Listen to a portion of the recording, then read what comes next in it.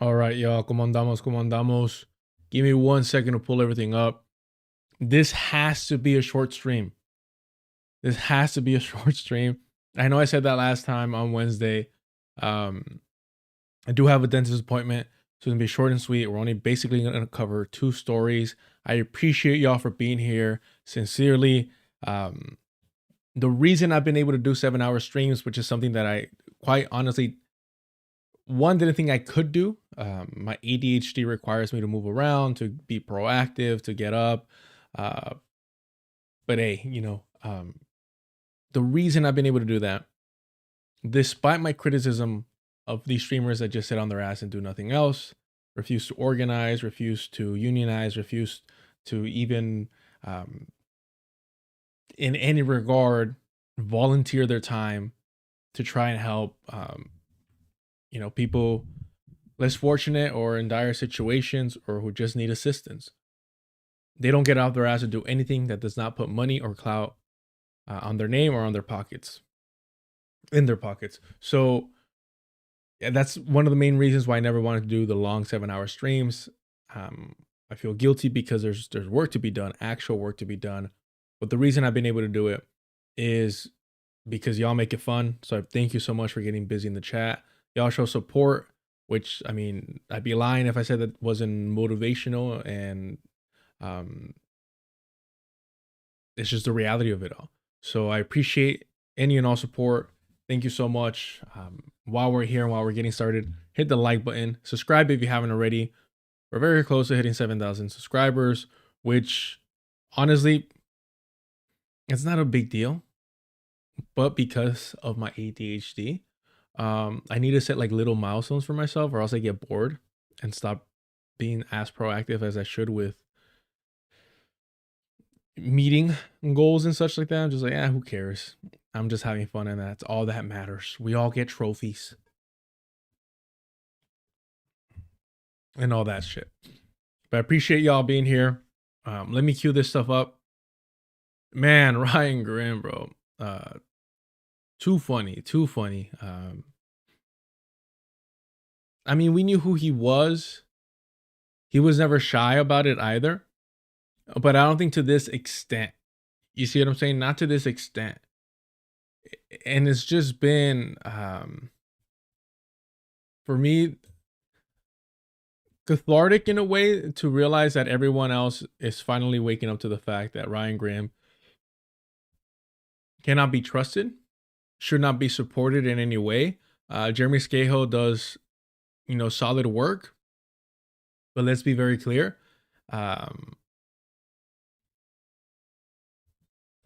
Ryan Graham should not be supported in any way. And if that negatively affects drop site news, so be it. Because, and I mean this, do not give your money to drop site news. They were already doing sketchy stuff with raising money for like a legal case that he wasn't,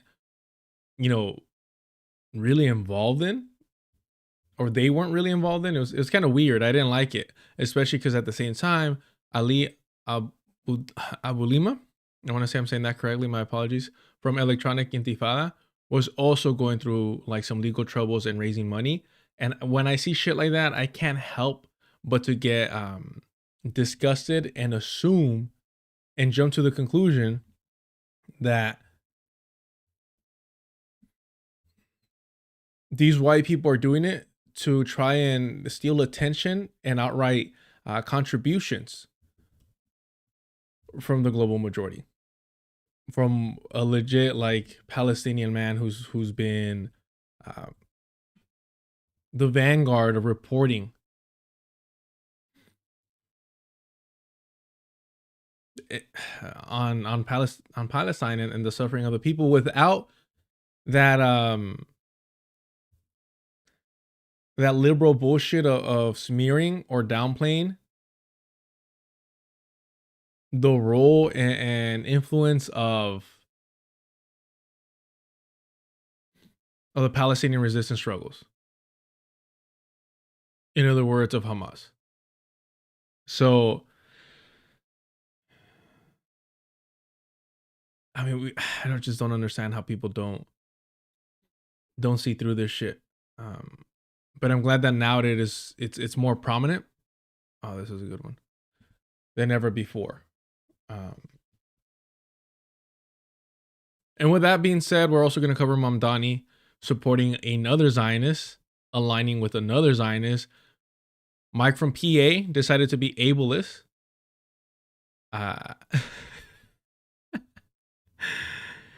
Mike from PA decided to be ableist, and it's hilarious because it's like, bro, like, ableist for what?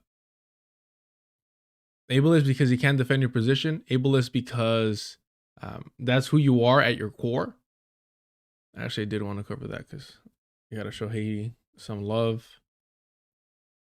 It's going to be all fucking Twitter links and tabs today. Unfortunately, we're going to have to go the Sam Piker route because, like I said, I'm on a short time frame. Otherwise, we would take our time with this. But like I said, I'm already kind of stalling. Yes, stalling.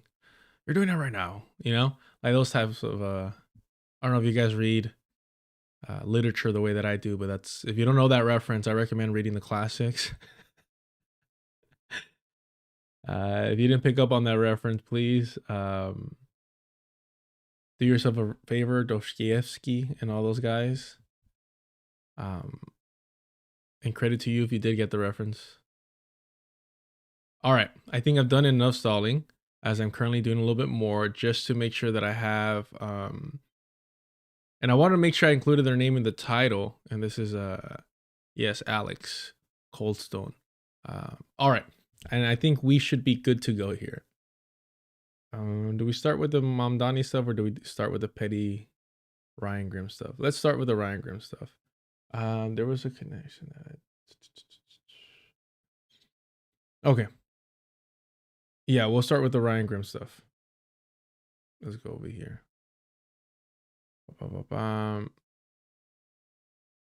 Okay.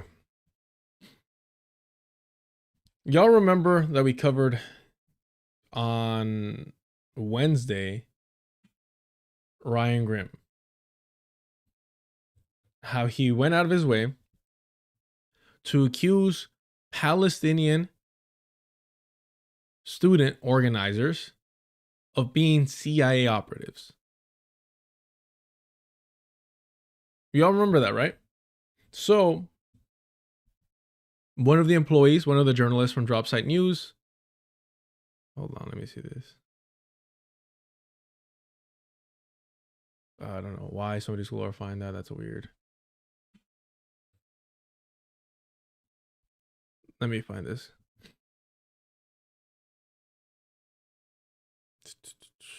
Let me see here.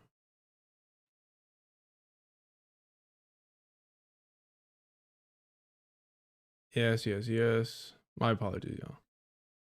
I don't know why it's taking so long for it to pull up. Like, okay, perfect. Let's go. Thank you all for your patience. Thank you so much for your patience. Here we go. And of course, it won't show it right now. Wait, let's do this. Perfect. Boom. Here we go. Thank y'all again for your patience. I appreciate y'all so much. I mean, I appreciate seeing y'all, Claudia, Dara, Bob in the Deculturation live chat. And we got the usual suspects on the main chat. Appreciate y'all. As always, Twitch is a little bit of a graveyard. But again, I thank y'all for being here. Shorter stream for reals this time. But we're going to have a good time. All right. So this is what we started with in the 7-hour stream that we did on Wednesday. A little refresher. Students engaged in free expression assert that Ezra Klein's talk necessitated disruption, giving Klein's career as an apologist of white supremacist views. And again, Zionism is a white supremacist ideology. If you do not view Zionism as a white supremacist ideology, it's because you do not view European Jews as white. And that is some Nazi ass fucking shit. So whenever you hear somebody claim that Europeans of the Jewish faith solely because their religious practice is Judaism,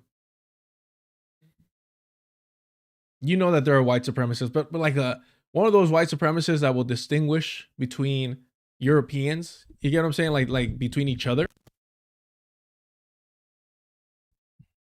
That have like the deep cuts about why, you know, northern and southern Italians are different. Like that type of fucking racism that goes way back, and you're just like, they don't even look, they view you as such a non-human subspecimen that you don't even qualify. It's a given.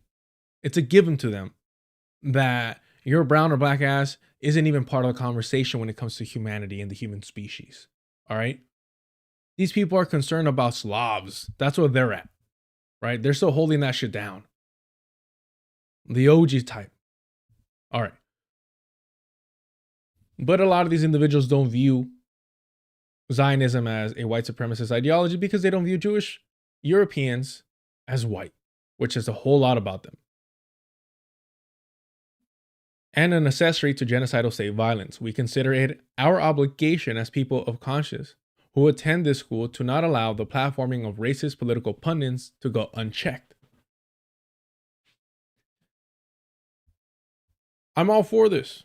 I remember when I was on a campus and what was that?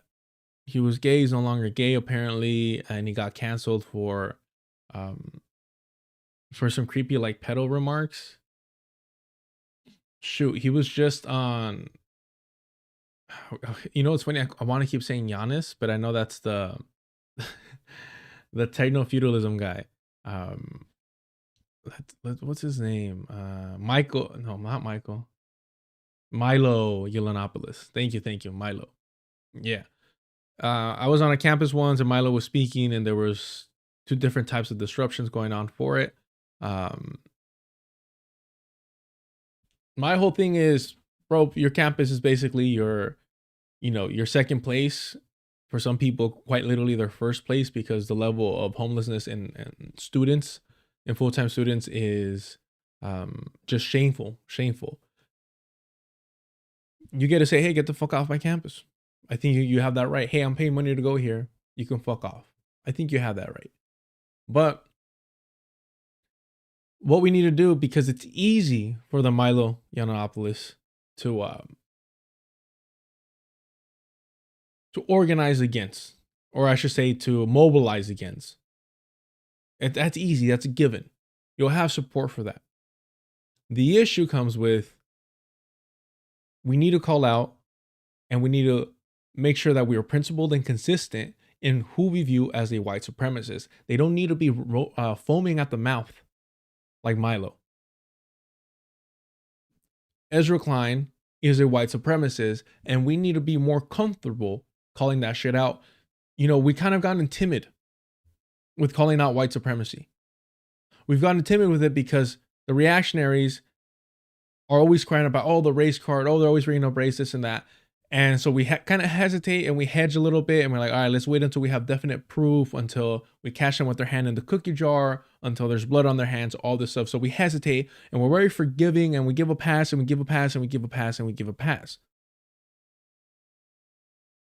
And what that's done is that's allowed liberals to get a little too fucking comfortable, because they realize, like, oh shit, the litmus test or the breaking point to call out these reactionaries as white supremacists has increased so much that the bullshit white supremacy that I'm pulling as a liberal is never going to get touched, never going to get brought up, never going to get addressed. Because, ooh, look, we have so much worse racism out there. Let's tackle that together. Meanwhile, I can say all this anti-black, anti-brown, xenophobic, anti-Muslim, all this shit. But as long as I sprinkle some intellectualism over it, as long as I recognize that, certain buzzwords, everything's okay. Because there's bigger fish to fry. Come on, let's work together to go catch those guys, to call them out, to challenge them. And so our standards for what an ally is and who we ally with and who we, collaborate with starts to decrease and decrease and decrease out of desperation or the perceived need for lowering our standards because of the manufactured desperation that the Democratic Party and liberals are completely aligned with. So with that, suddenly you turn over to your left and to your right, and you got gentrifiers around you. That's why that clip where everybody assumed that a white person was calling the black ICE agent a house, right? We were all quick to be like, oh yeah, that's what white liberals do. I was quick to tweet something out and then immediately saw that no. There was a black individual there off camera until the very last moment, which I thought was hilarious because maybe announce yourself to be like, hey, yo, it's me. It's not these white people. Or don't, and it's hilarious either way. But if it wasn't for that clip catching the individual last minute, I think we're all in the same boat that, yep, this is what white liberals do. They just wait for their opportunity to be able to express their bigotry. We see it consistently with Kyle KKK Kalinske, consistently. From years ago using the N-word to not so, a few weeks ago, doing some like anti-Indian 4chan style meme. So it's unsurprising. We might jump the gun a little bit, but because we know what's happening, we know what to expect from these individuals.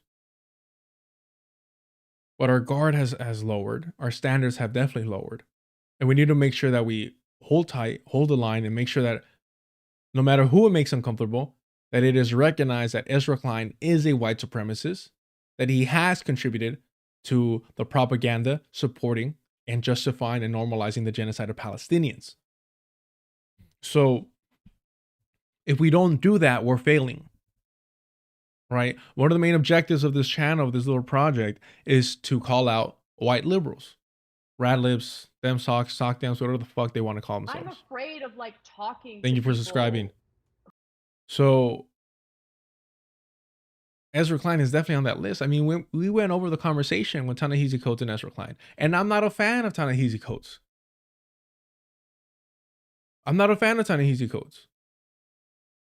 So he made the kingdom of Wakanda a democracy. Spoiler alert. So with that in mind, like, for Ryan Grimm to be upset about this, and we'll see, and go this far, makes total sense. Let's wrap this up here.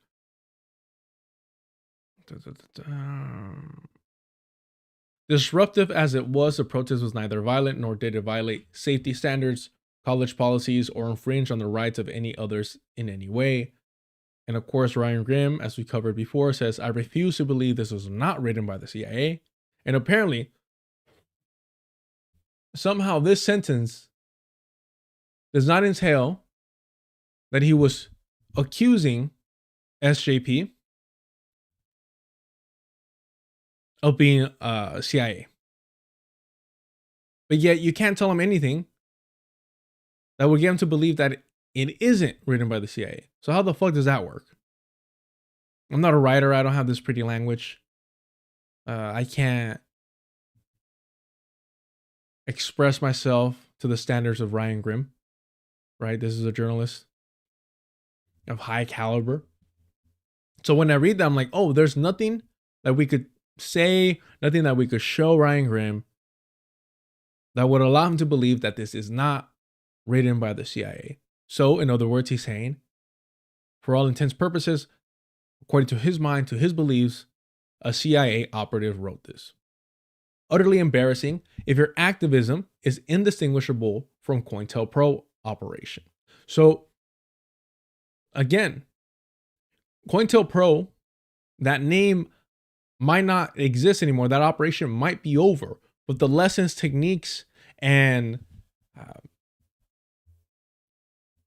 how the state can benefit from what it learned from COINTELPRO is very much still alive, right? COINTELPRO is alive in different forms, shapes, and for modern times. So to say that the individuals who have been victims of the corpse of COINTELPRO or the offsprings of COINTELPRO. That their actions are indistinguishable from the very same state oppression that was being implemented upon Black, brown, and indigenous liberation, revolutionary thinkers, activists, organizers. It is fucking disgusting. Because it might not be to the same radical or organized standard that it was back in the day. But a lot of these groups that have been brutalized by the state, by local cops, by campus PD, you name it, the National Guard, because we lack the organizing, because COINTELPRO was so successful, you have to understand that these students, these young individuals, I think it's easy to say that they, if the times were different, would have been doing and standing side by side with more radical organizations. It's just that those organizations aren't around. It's just that we're not organized to the same degree or educated to the same degree. And that's the only difference. But they're doing the fucking work. And that's why I say, like, hey, organize with the eyes wide open. Know who you're organizing with. It might not be the most radical organization, but guess what? You get some practice in. You learn to show up. You learn to work with others. You learn the process of organizing. And hopefully you can use those skills and contribute those to a more radical organization. A vanguard, hopefully, if we're able to get our fucking heads together. Or at the very least, you can make your mistakes there. At the very least. So to bring up COINTELPRO is disgusting. What are you doing? The finger wagging of a white man. What are you doing? Has no organizing background, works right on Capitol Hill, just rubbing elbows with all these fucking rich people. And I'm telling you, my teeth is so annoying right now. It's all right. It'll all be good after today. Got an hour and a half. So let's lock in. Rubbing elbows with all these rich people. Coming out here and downplaying a Totenkopf death skull tattoo on a grown-ass man because he was your bartender. Lying about his credentials as part of the working class.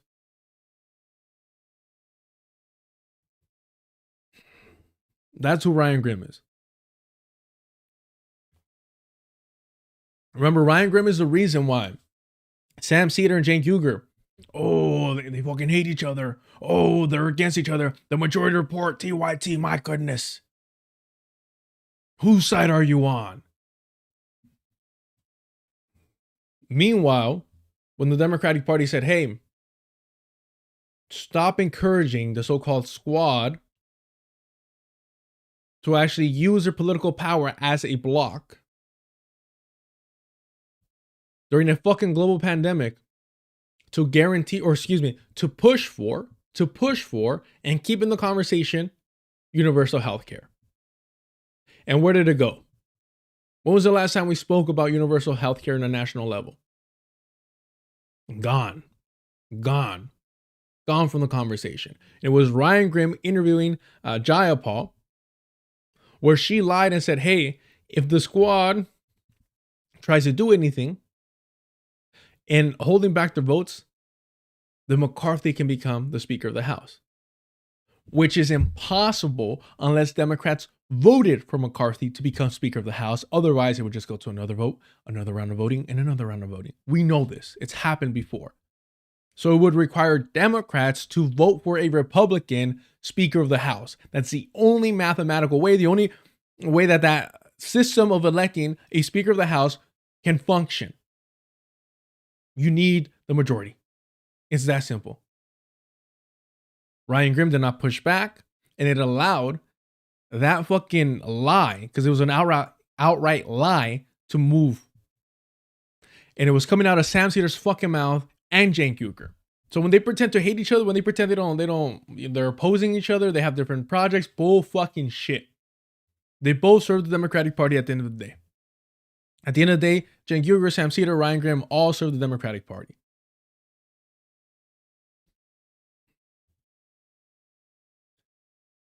So that's what he says. And credit to Alex over here. Follow Alex if you haven't already. I didn't really know about him, to be honest with you. Maybe I've seen his work, but I didn't know his name.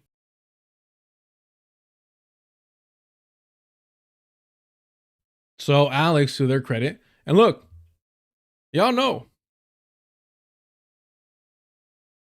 Colston. You know I'm not easy on these white dudes. Ryan Grimm gives you fucking main example why that is. I'm very hesitant. I overthink it. I make sure that I fucking, I don't know, like dot my I's, cross my T's, all that shit. So I'm not over here giving free passes, but credit to them. Let me find something. Where is that?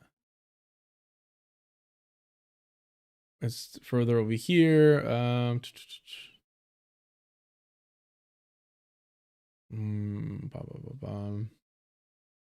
Here we go. So they tweeted out, my view is that if you've never been brutalized by the state, you've never stood up for anything in the face of the state or institutional violence and persecution, and you've made a living as a political commentator, you have no business condescending to protesters and organizers. One more time, because I'm struggling over here. My view is that if you've never been brutalized by the state, you've never stood up for anything in the face of state or institutional violence and persecution, and you've made a living as a political commentator, you have no business condescending to protesters and organizers. In other words, know your fucking place, because all you've chosen to do for your entire life is to sit on your fucking ass and collect checks, describing, discussing, talking about, writing about other people's struggles. You have gotten rich, you have gained notoriety, you have established yourself in a career, in a field, talking about other people doing what you're too fucking afraid to do yourself. Stand up to power. You can write about fascism all you fucking want, but you've never squared up with it. And what do? You finger wag. What are you doing? What are you doing? COINTELPRO, CIA, what are you doing? What are you doing? What the fuck have you done? Ryan Grimm, what the fuck have you done other than to help the Democratic Party?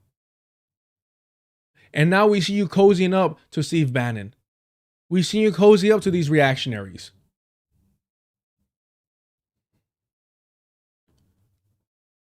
We've known who he was, an individual still, like Sam Cedar, the Majority Report, Emma Vigeland, Matt Leck, uplift them. Why? Because they all serve the Democratic Party. It's that fucking simple. Now for Alex, you know, I don't like subtweeting. I don't like throwing shade. I say fucking names. But this is his boss. Or was. And that's the risk of speaking out. Alex should have stayed quiet. He tried to be slick about it just a little bit. Just not too good, but just a little bit. I'm not going to tag you. But he made it very clear who he was speaking about. And he was right. Alex was right. You're yapping a little too hard. You're wagging that finger a little too much. For someone that's never done the work. It's the same fucking shit with Norm Finkelstein. Telling Palestinian organizers, students, and pro-Palestinian allies, hey, don't say from the river to the sea, Palestine will be free. Say from the river to the sea, Palestinians will be free, or some shit like that. Because one supports a decolonial ideology, even if some of the people chanting it don't realize it, but they can always be educated on it. But it normalizes that language, that mindset. And the other makes sure that no matter what happens, you're not challenging the settler colonial Zionist project And we're talking about rights now, not about liberation. And yet you look at Noam Chomsky's, excuse me, what's the difference at this point? Norm Finkelstein, was that anti-Semitic? That was anti-Semitic, right? You look at Norm Finkelstein, what does he have to show in terms of organizing? Nothing. He's been yapping, misleading people his entire life, but that's about it. Crying, complaining that he doesn't get tenure. He gets no respect. I get no respect. That's Norm Finkelstein. Is literally that fucking guy. What's his fucking old timer's name? Yeah. Is it Don Wrinkles? Rodney Dangerfield.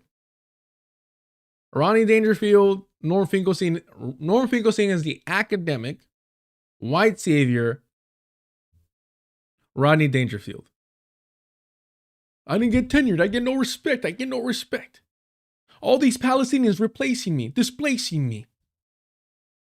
I get no respect. That's fucking Norm Finkelstein. Why did it take me so fucking long to make that connection? I don't know. But this is why I have asides and random ass thoughts. Maybe sometimes not really significant to the topic at hand.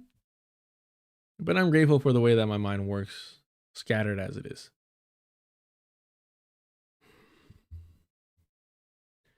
And they add, it's a question of character, truly. Now, I think that might be the worst part of it all. Because all this is saying, hey, don't talk shit about people doing the work if you haven't done the work. And then he adds, it's a question of character.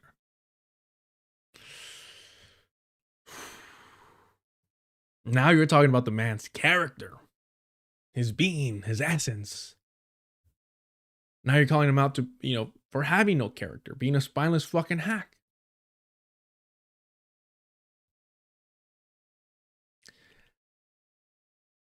Look, we got to be honest.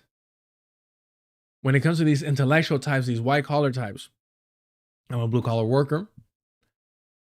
But appearance, how you're perceived and how you present yourself is everything for these fuckers. Everything. I've seen American Psycho. I know what's going on. I know what Ryan Grimm fantasizes about. We've seen it. We all know what Ryan Grimm would do if he saw a homeless person in the alley and there was no witnesses. We know this. We know what Ryan Grimm would do.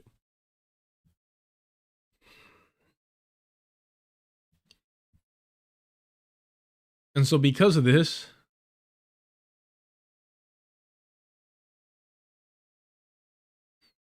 Alex tweeted out, speaking of, amid all the other layoffs in the industry, I've just been let go from Job Site News because of a strategic disagreement about my political vision and views without specifying what those are or why they disagree with them. No example or explanation offered besides citing internal criticism I aired in good faith about a handful of things. I risked my life to do journalism for this outlet. Unbelievable, truly. I never made mistakes. I edited 12 hours a day. Everything I wrote on was solid and without errors. Insofar as I know, this particular opinion and my work organizing social workers were treated as a problem. I both stand by this opinion and my political organizing commitments across the board.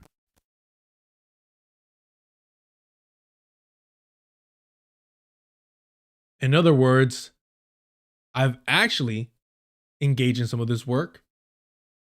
I actually have real, true, honest solidarity with the people doing the work. And for that reason, I am unwilling to remain quiet, not as loud as we would like, if we're being honest, not as direct as we would like around here. But look what happened, even to this extent. He was unwilling to remain completely silent, while his boss, who has never gotten off his ass to do anything significant, has never faced and squared up and challenged fascism, was wagging his fingers and fed jacketing Palestinian students who are literally being targeted by the state and by the Zionist entity. What the fuck do you think Canary is?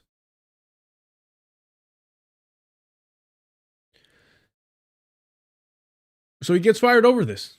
Oh, you are calling me out. You don't know how to play the fucking game. You're not going to make it out here, kid. You're gone. You don't call out your peers for being frauds, much less your bosses for being frauds. This is going to say a whole lot. We know Ryan Grimm. But how this is handled moving forward, whether it's just ignored and hushed and never really addressed by Jeremy Scahill, is going to say a whole lot about him and his character. It's the same thing with Matt and Chomsky. BJ Prashad came out and said, fuck that. I've gone through some horrible shit, and I cannot abide by this. I cannot remain quiet about this.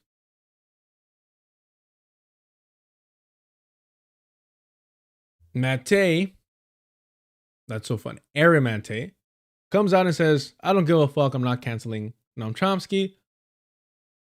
Sees the pushback that he gets. He's like, oh, I didn't read all the emails. So all the emails, I didn't read them. I didn't read those. Nice. And you're a journalist. Nice. That's a great excuse. The I'm a dumbass excuse doesn't really fly when we're talking about supporting pedophiles and pedophile normalizers. Doesn't really fly. So if Jeremy Scahill doesn't come out and say something in support or clarification for Alex, then you can't trust him either. Because if this is a business partnership between Jeremy Scahill and Ryan Grimm, and they're both equals, and that's how they presented themselves, let's be honest, it's Jeremy Scahill's work, especially in his interviews with Hamas and Palestinian resistance forces, that really called, what's the word I'm looking for? Elevated? Yeah, let's go with elevated. Drop site news at such a rapid pace. Now, Ryan Grimm might have brought some eyes because of breaking points, but it's literally the B-side, right? I don't even know what they call their show. When Ryan Grimm and the white supremacist woman, I forget her name, when they do their little spin-off. I forget what it's called, but it's not Breaking Points. The channel's Breaking Points, but theirs is something else. So he's already the B-side to that shit. So I'm sure he's bringing some eyeballs, but it's not the same if Crystal Ball or Sagar were to do the same shit. I don't know if he still does Rising. I know he does Breaking Points, but whenever it's him and I want to say Emily get together, technically it's like under a different title, like they call their show something different.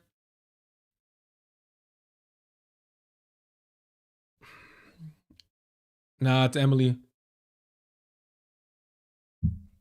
Ryan and Emily co-host their own shit together under the Breaking Points channel. Excuse me. Ow.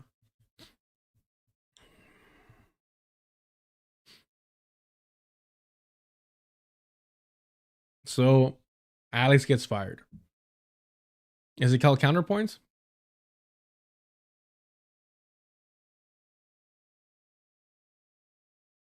So yeah. And Alex kind of goes off a little bit, but still very, very respectful. No, it's Emily. Her name is Emily. Let's see. Yeah, this is why I can't say your fucking name.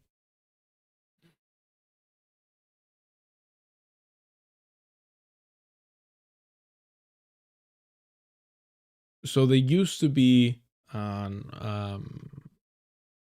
the Hill, but they both left with counterpoints. Yeah. The title it Jesus Christ, my bad. Jesus Christ. My apologies. That was brutal.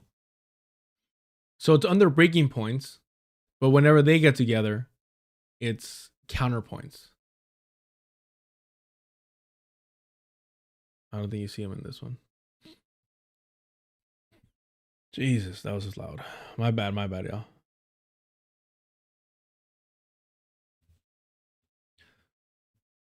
All right, they say most people don't really believe in their touted political principles.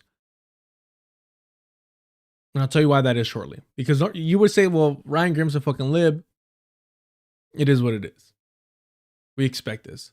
Having critical dialogue and disagreements, or fighting for democratic conditions for just social relations. They believe in self-interest, a selling image, and personal peace of mind above all else. No other thing worth concluding from my experience in life. Now, the reason why they mentioned this is because of fucking Ryan Grimm over here. Let's see, it might be this one. No. It's not this one. This will come up shortly. Okay. So Ryan Grimm puts, I'm not going to publicly discuss personal issues. Personal issues. This is work related, homie. How's this personal? As there are privacy issues involved. Oh, I wish I could talk about this, but it's private. It's private. But I will say it is completely false to suggest I fired someone for disagreeing with me or criticizing me. That absolutely did not happen. It's just coincidence, y'all. It's just coincidence that I came out here fed jacketing, accusing Palestinian students for opposing Ezra Klein, a Zionist, a white supremacist, of being fucking CIA operatives, of being feds, of being Operation COINTELPRO. And my employee subtweets me. My employee calls out my character. My employee highlights how I've never actually walked the fucking walk. I've been sitting on my ass my entire life, talking about the shit that other people do, making money off of the struggles other people are facing. And I still wag my finger. In defense of Zionism, in defense of white supremacy, don't fucking forget that aspect of it. The same way that he was defending and excusing Grant Plattner for his war crimes as a machine gunner, for getting a tattoo of a Nazi death skull on his chest, maybe not because he's a Nazi, but because he's proud of the crimes and horrors that he committed, the atrocities that he carried out in Iraq and Afghanistan and in Africa.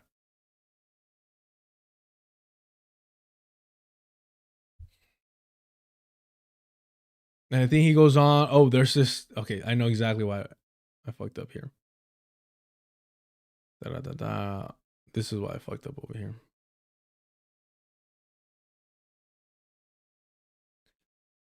It's good. Okay, that's not good.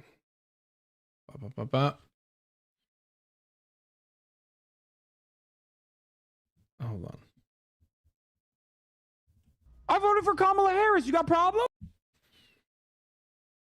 Thank you so much, Access Audio, for the super chat. Definitely canceling Aaron Mate for doing blackface and playing Ray Charles with the... I was like, wait, when did Aaron Mate...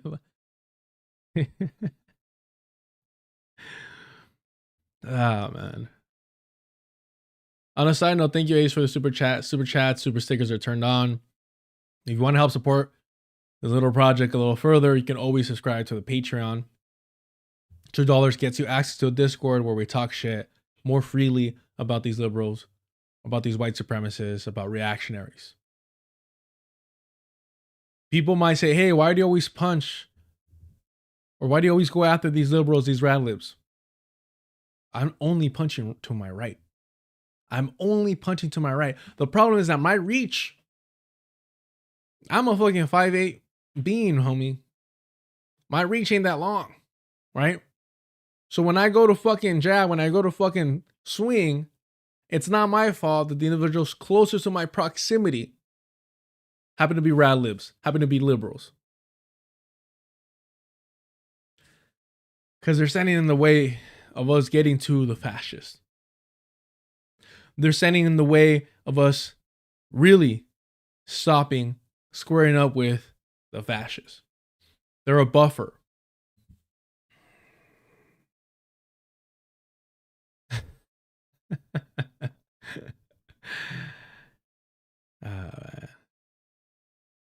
Banjo says, I think I'm mad at Carlos for introducing me to these people who I otherwise have been able to avoid. This is what I'm here for. Bancho, please drop the information for your lecture that you'll be having, I believe, on the 21st, if I'm not misremembering. of this month. Drop the information in case anybody's around Pancho's neighborhood or around his barrio. Pancho's going to be doing a lecture, which, believe me, I immediately looked at the date and tried to see. It's on a Thursday. I know that much. I'm stalking you. No, because I was like, damn, could I make it out there? And, just with the car and the two thing is just not a feasible thing. I had to stop myself because I was like, that'd be fucking dope. That'd be a cool fucking hang, So I have no MMA record. No MMA record whatsoever to speak of. I don't know if I would still compete in MMA, to be honest. It's such an irresponsible thing to do. So fucking stupid. But for the right person, I wouldn't rule it out. My whole issue is weight cutting, y'all. I think it's so bad. I think it's so fucking unhealthy. Like, you're literally fucking dehydrating your brain. There was... Oh. Okay, no. Let me find Ryan Group's account real quick.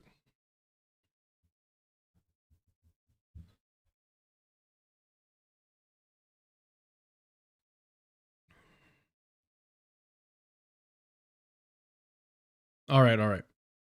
So Pancho says Thursday the 19th at Libros de la Luna and the 26th at Burst Into Books, both at 6 p.m.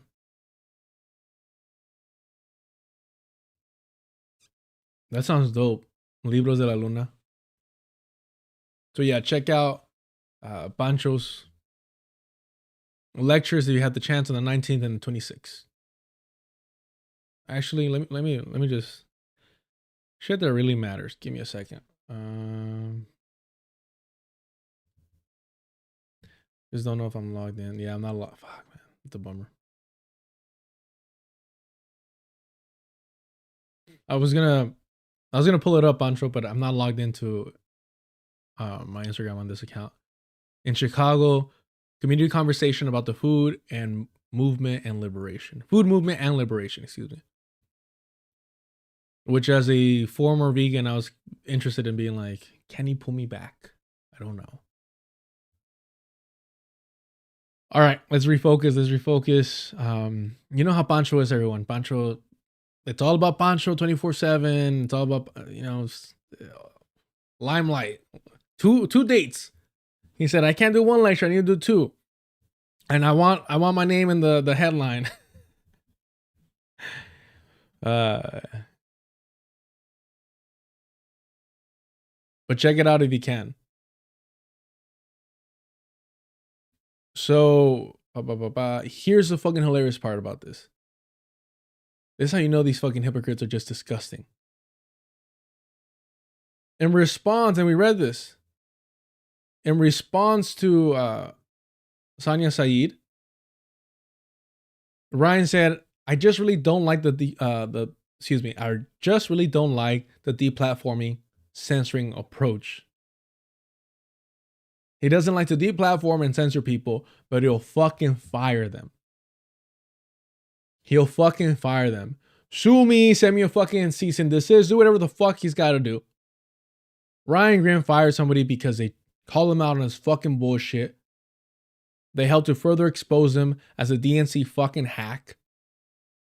As a little white supremacist collaborator that he is, defending Ezra Klein, a known fucking Zionist. And again, Zionism is a branch and part of the ideology of white supremacy. And of course he did, because why the fuck wouldn't he? We know that he's unprincipled. We've known this for a long fucking time. He will allow politicians in the Democratic Party to lie in his fucking face, and he will spread that fucking lie in order for the other DNC hacks like Sam Cedar and Cenk Uygur to spread. And you'll go be buddies with, and understand, there is no world, no conversation you could have where Steve Bannon is now referred to a white supremacist. He's a fucking white supremacist, referred to as a white supremacist, acknowledged to be a white supremacist, a Christian white nationalist, if you want to get more specific. Steve Bannon is across the board any rational person recognized as a white supremacist.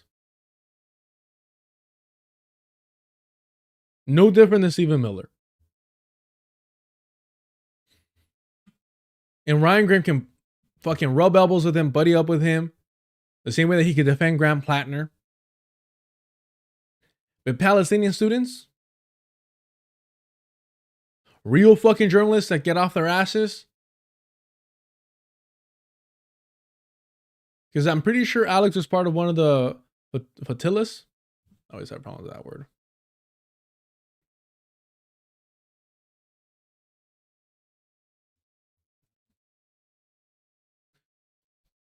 Let's see here.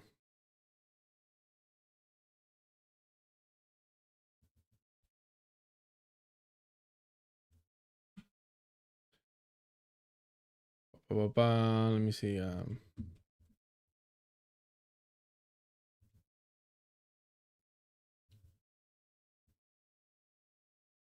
Flotillas.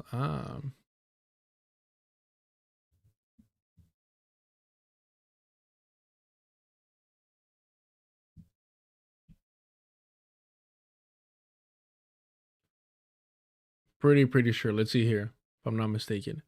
Hi, I'm online again a week ago. I arrived safely in the U.S. after reporting from the flotilla and being imprisoned by Israel. Today I have an essay in The Nation reflecting on the experience with a critical account of partnerships in journalism. So Alex Colston was literally held, captured, kidnapped by the Zionist entity. But he dared to criticize Ryan Grim, and for that he was fired. Please remind me. Please tell me, when was the last time Ryan Grim got off his ass? Has he ever? Has he ever gotten off his ass? To his credit, I'm afraid that if he moves too much, his toupee might fucking just slip right off. But how you have just, what level of narcissist do you have to be criticized, subtweeted, that you feel the need to fire a journalist that was literally held captive by the Zionist entity? October 16, 2025, he was freed.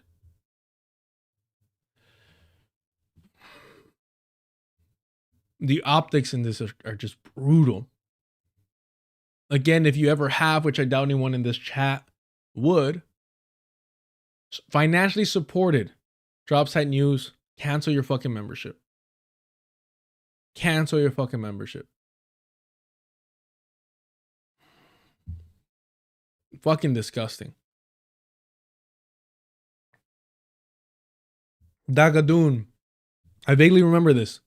Keeping the Twitch chat alive, thank you so much. He gave up Reality Winner when she tried to leak intelligence info to The Intercept. I know that The Intercept got a lot of heat for that, but I don't remember who leaked Reality Winner. Let's see.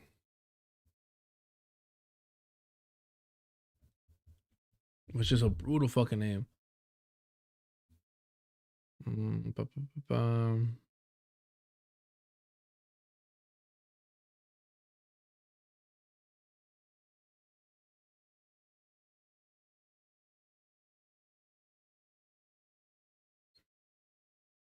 No, I know it was part of it was partly, if not completely, The Intercept's fault. Let's see, who kind of what's the word we're looking for? Who outed? It says Ryan Grim right there.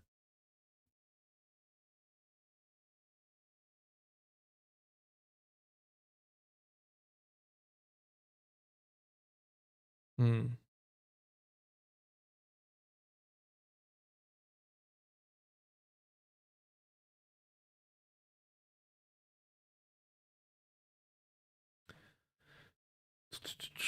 Let's see. I mean, Jesus, bro. I voted for Kamala Harris. You got problem? Thank you so much for the super chat, Axis. Grim also said good riddance to DEI and tried to walk it back after I told him that it's because of DEI that we have accessibility in office for people with disabilities and Black people in Medicare medical studies. Yeah. Oh, that was, bro. I was gonna cover this a while ago, but he's just so fucking boring. I'll get back right to this. Let's see. Shit, man, that's awful. I was gonna cover this, but he's so fucking boring. Debate Hot Girls for Zohran versus Ryan Grimm on male loneliness. I was gonna cover this, and I was like, he's so fucking boring, and it's so fucking clear that he's a fucking sexist. Like, if you watch this, it's evident.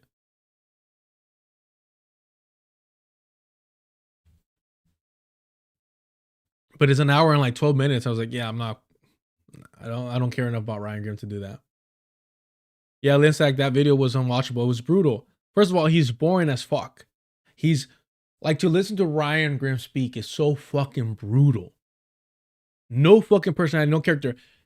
I don't know who is more boring, Ryan Grimm or Emma Vigeland. Who has less of a personality, Ryan Grimm or Emma Vigeland? And the same question goes to who's more of a fucking hack for the DNC, the Democratic Party, Ryan Grimm or Emma Vigeland?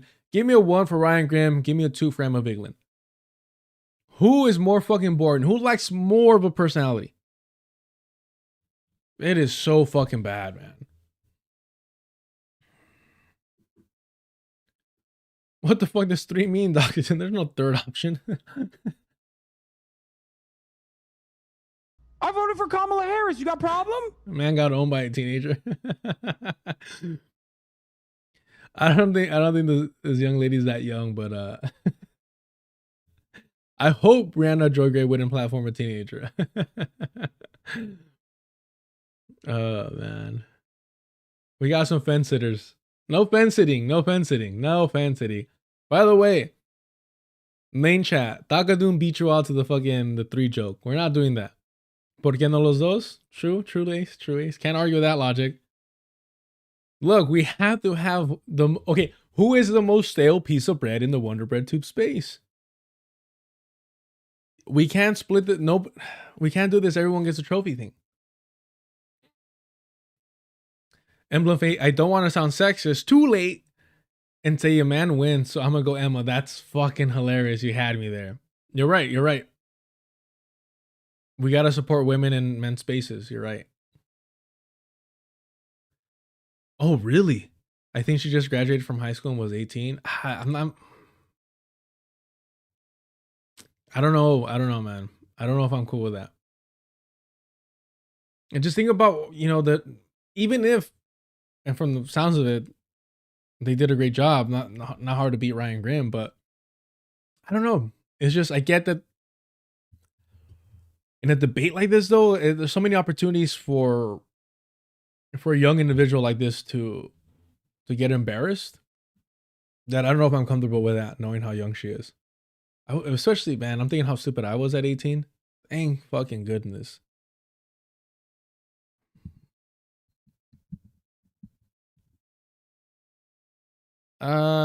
Leslie, I'm not seeing any issue with the sound from anyone else.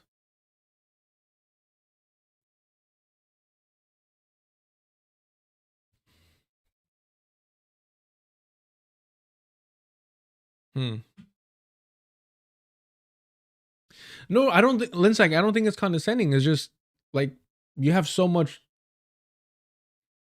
Look, for me, like when I look at somebody like CJ, who's very, very young, but they're so like well learned, so fucking like on their fucking game, right? Somebody that if I ever have questions, I could probably turn to and ask, hey, like especially about anarchism. So I'm not saying it's across the board. What I'm getting at when it comes to a debate, fresh out of high school, 18, and specifically about this, like when CJ debated Conscious Lee, it doesn't matter what age Conscious Lee was. He acted like a child and he was just intellectually just a toddler in that sense. But there you have two black men debating, boom, in a black space, relatively speaking. CJ the radical yipper. So that's kind of an even playing field, right? More or less. CJ made it an even playing field by being fucking CJ. Credit to them. But like, this is like a fresh out of high school, 18-year-old young woman. Like, talking about this topic that is going to attract so much fucking incel energy. Ryan Grimm being the prime example. That's a little rough. So now I'm more grateful that I didn't cover that video. I don't think I did. Emma Vigeland, how did she get that job? Her parents are corporate lawyers that donate heavy to the Democratic Party. Let's see here. Okay. The Intercept mishandling of the material exposed her as the source that led to her arrest. So I knew that aspect of it. And shout out to, I Mix With a Like, Dr. Jared Bald had a conversation with, I always forget homeboy's name. But he tried to fucking do the get out. He tried to do the fucking teapot thing to me, to us, to all of us. Let's see if I can find it real quick. What would it be? I don't think it's gonna be Intercept. Oh yeah, wow. Barrett Brown. Check this. Come on, 40 likes, y'all. Come on. Do we have time? It's 8 minutes. We have to. It's 8 minutes. We have to. Shout out Dr. Jared Bald. Barrett Brown. Barrett Brown is a fucking character. I don't know if it's, no, it's not this one. It's the first time I seen him on stream. Barrett Brown had a teapot and I guess he was a little anxious. I don't know if he's a smoker or something. And he kept hitting the teapot with his spoon. And I was losing my fucking mind. I was like running around me like, bro, fucking stop.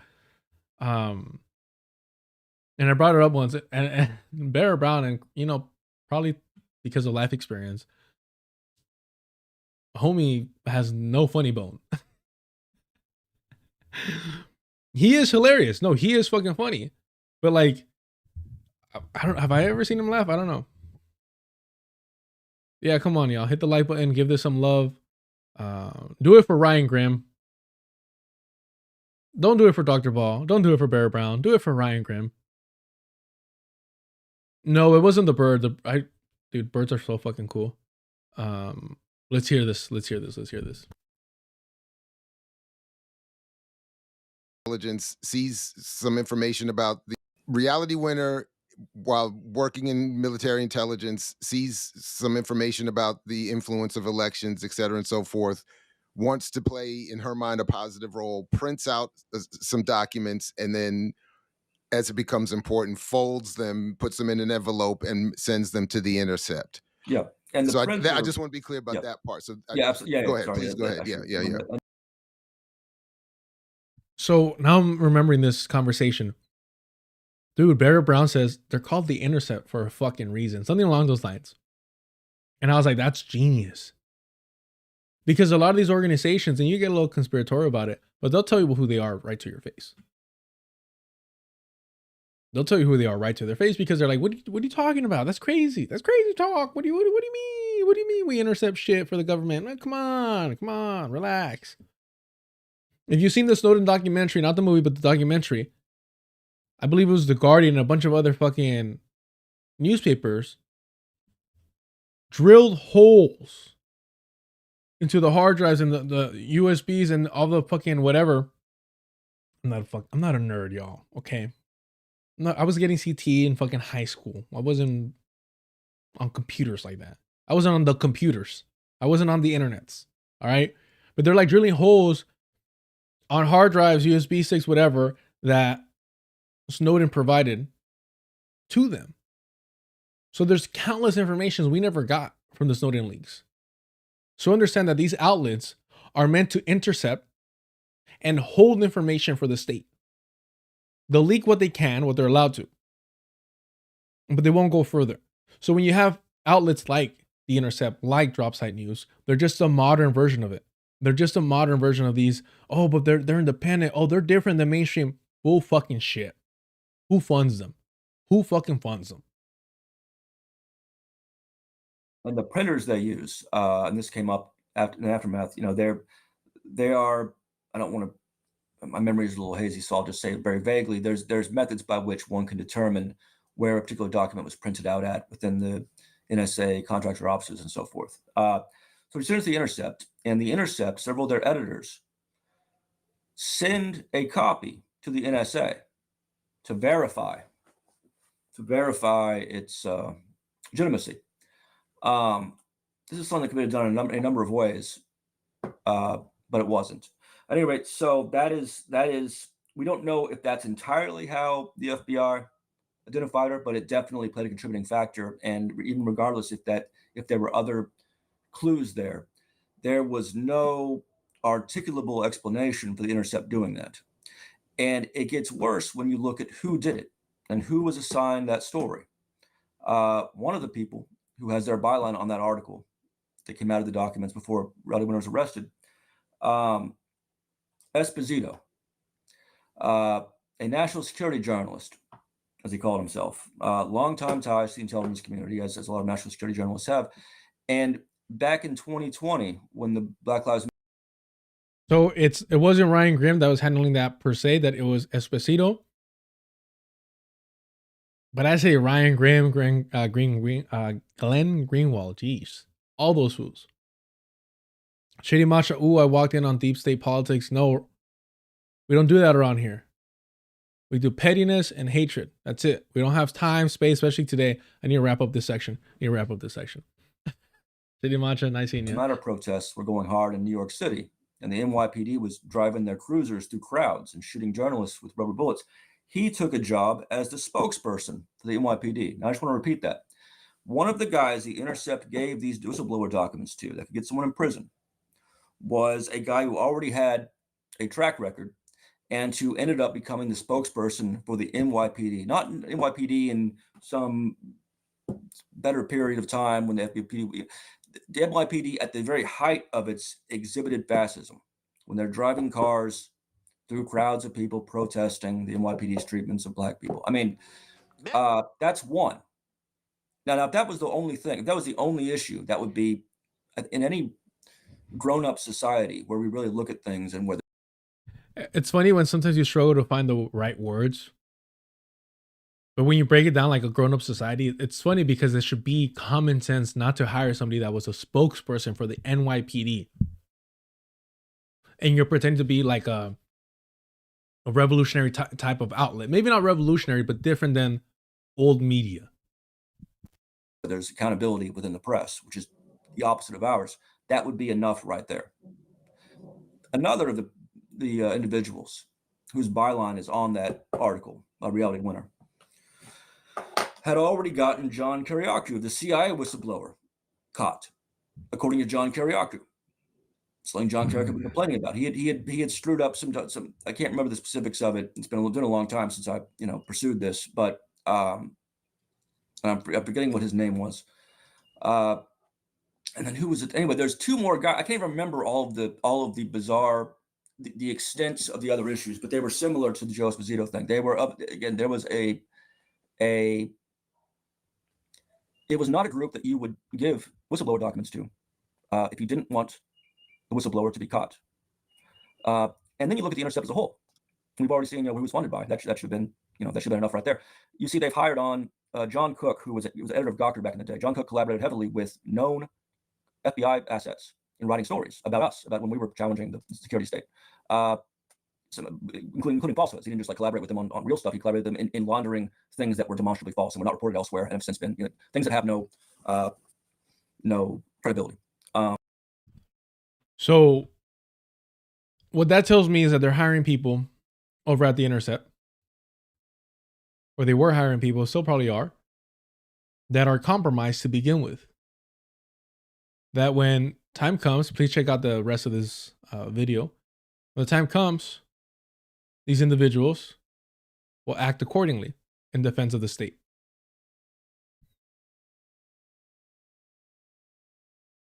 And that's who Ryan Grimm has always been, a servant of the state. All right, let's get back to this. So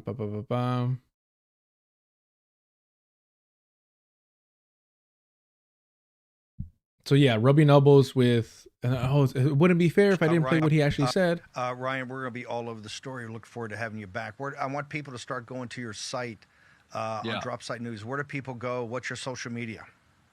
Yeah, Drop Site News. I voted for Kamala Harris. Thank you so no much problem. for the super chat, Ace. Since we're piling on Grimm, he also denies U.S. involvement in the Sudanese genocide, drop site reporters on Sudan, but make it...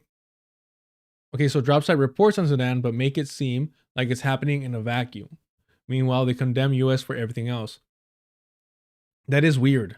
And that might have to do something with his donors. Because if he is making $300K, I saw that in the chat. I'm not confirming that, not verifying that. Don't have time to look it up. But he's well off. He's wealthy. Breaking Points makes good fucking money. I would not be surprised. That whoever is donating to them is making them downplay the U.S. involvement in the genocide in Sudan. And so he literally gives a little sales pitch over here. News.com on all social, and we're on all social platforms at Drop Site News. Yeah, I think the posse will find a lot useful there. I think they will find a lot useful. You're an intrepid reporter, sir, and a voice of truth. Sometimes people love it, and sometimes people love it less. But you're a warrior. Thank you so much for joining us on War Room today. Appreciate you. Imagine getting praised. Imagine getting praised like this from a white supremacist. Like, unquestionably, if he wants to cry about Ezra Miller, he can, because we've normalized liberal Zionism. Hassan Piker, Sam Cedar, Crystal Ball, Kyle K. Kalinske, the Leftist Mafia, Matt Binder, the Humanist Report, the Serbs, Olay, you fucking name them. They have normalized liberal Zionism. So you're like, all right, we have to educate people and uphold our opposition to liberal Zionism through and through. But this is inexcusable. To be praised, to be gushing over Steve Bannon, who understand, even for these fucking liberal types, Steve Bannon should be the fucking devil, right? He should be viewed like Dick fucking Cheney, except Trump's ego was higher than George W. Bush's to allow him to implement all the plans that he wanted, and he wasn't VP. So he didn't have that type of institutional power or can withstand the onslaught of Trump's firings. But Dick Cheney and Steve Bannon are right there. Right there. But at the end of the day, Ryan Grimm is a white supremacist. He is a white nationalist. Not to the same rabid, foaming at the mouth, Stephen Miller, Steve Bannon style. But look how he gushes over them. Look how he gushes and defends Grant Plattner. What more do you want? What more do you want? Holy fucking shit. God, let me see here.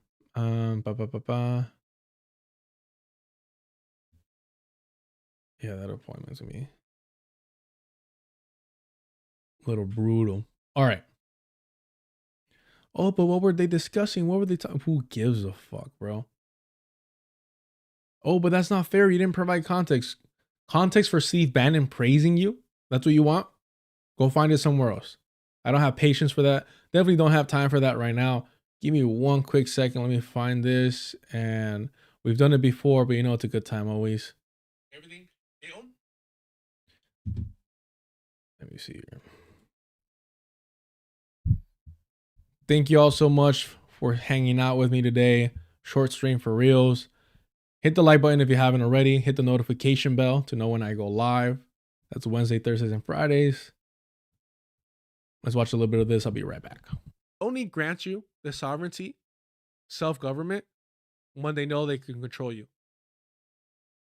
in any meaningful manner. Just look at South Africa. Denmark still retains control over several policy areas. You see what I mean? The shit that matters, the colonizer keeps a hold of. So again, I encourage everyone here to read these articles. Do not depend on streamers to spoon feed you this information. I'm reading for yourself. That's how you learn this shit. That's how you could, more importantly, share this. Save the Children apologized in 2015 for the part they played in the social experiment. I hate that they keep calling it a fucking social experiment. It was child trafficking. It was an attempt to create a Comprador class. The Danish government issued an apology 5 years later after pressure from campaign groups, but has refused to compensate those who are still alive. They're waiting for them to fucking die out. All right. Let's get back to it. I'm gonna speed run this a little bit, not gonna lie. Again, go check out Alex Colston. I'm not sure if they have a Substack yet, but if they do, check out their Substack. Let's find out real quick. No, damn, they still have. I work as a story editor and a journalist at Dropsite News. Not anymore, homie. Not anymore.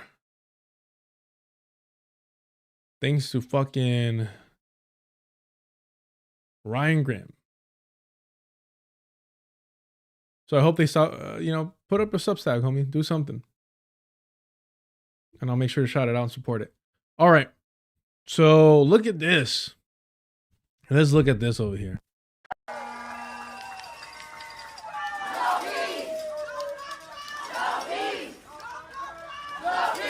You're obstructing pedestrian traffic by blocking this building's active entranceway. Union power!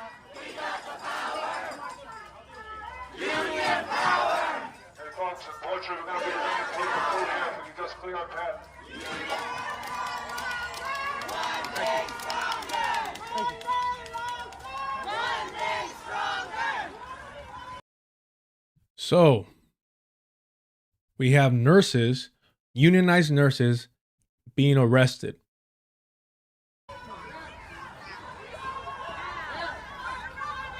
Press. Patient care! Patient care! Patient care! It's not just the NYPD. We're gonna get a closer look right now.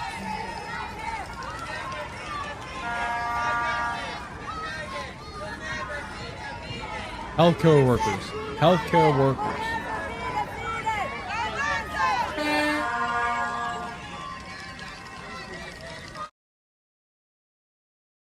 Look at this. You all remember this? You all remember this? I wonder if they're talking about it the same way. Someone let me know if they're talking about it the same way. Let's see. Here we go. How we doing, everyone? At every one of our city's darkest periods, nurses showed up to work.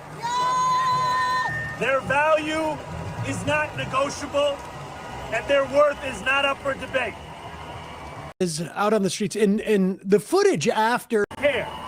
there he is out on the streets in the footage after him walking, like leaving the strike, was nuts. I mean, aside from the Nuts. It was nuts, man. hundreds, if not thousands, of nurses who are on these picket lines screaming, supportive things to him. People are getting out of their cars. People are rolling down their windows, waving. He's having to walk through the traffic because they can't. He's not going to be able to move 3 feet on the sidewalk because people are so excited about this. So fucking pathetic.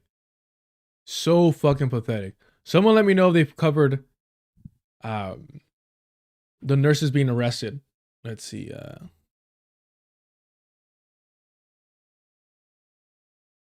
I hate when they don't have actual videos. They just have like the clips, the fucking stories.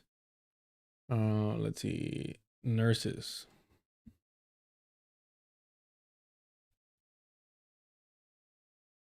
Nah, see, it's just that. I hate that the way those clips are tied.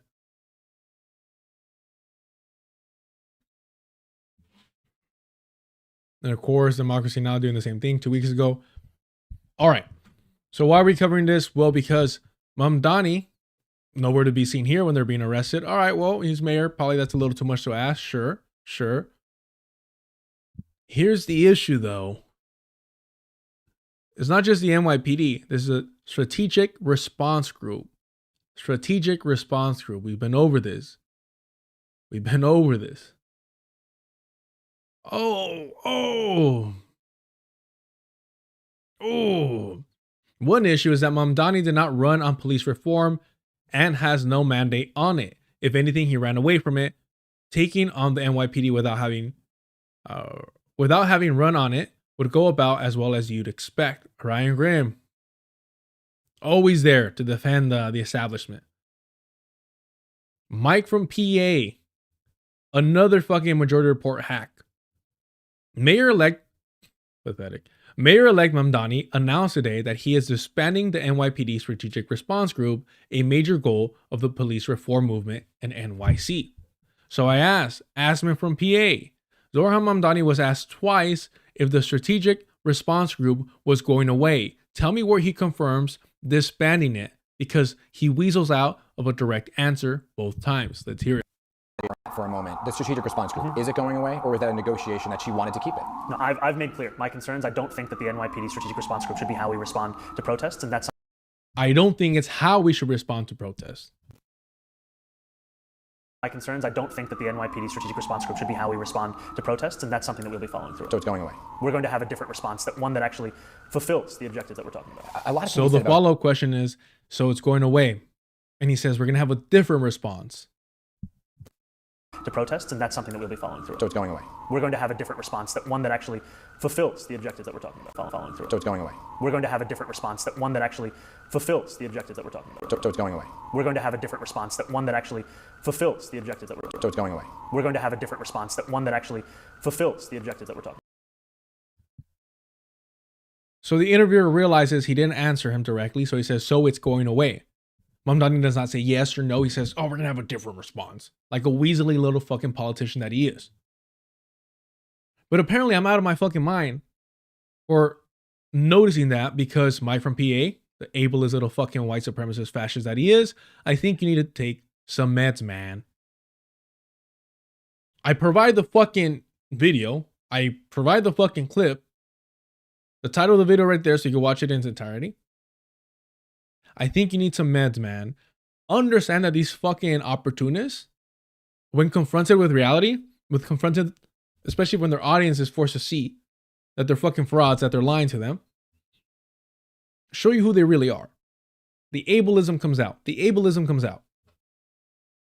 Remember, the Nazis, the fascists, sorry for the poem and shit, they didn't come for the communists first.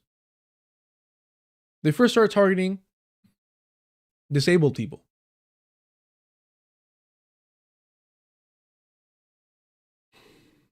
So ableism is in lockstep with fascism.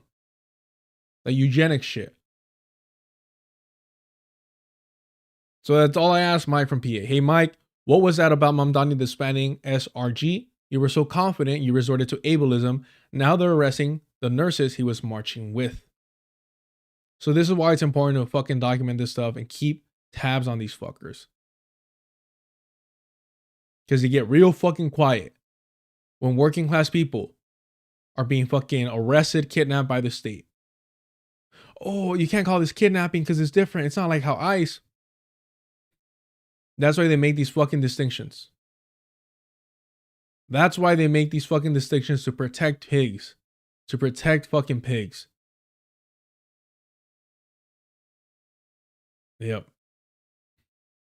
And honestly, look, to tell me that I need meds for accurately describing Mamdani for being a little weasel when you've done this publicly. Oh my God. Yeah. Oh my God. Yeah. Oh my God. Yeah. Oh my God. Yeah. It just feels good. What did you just do? Nothing. Why is this couch now moved? Did you just hit the couch? Let me just move the couch back. Couch now moved. Did you just hit the couch? Couch? Couch? Couch? Couch? Couch? Couch? Couch? Couch? Couch.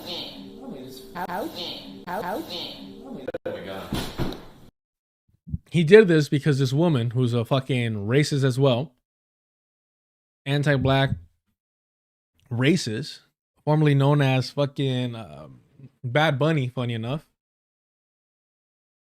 was roasting him and wasn't giving him any play. And he was obsessed with her. So what does he resort to? Violence. So no, I wouldn't be surprised if Mike from PA has physically assaulted women that have rejected him. Because this is his response in public.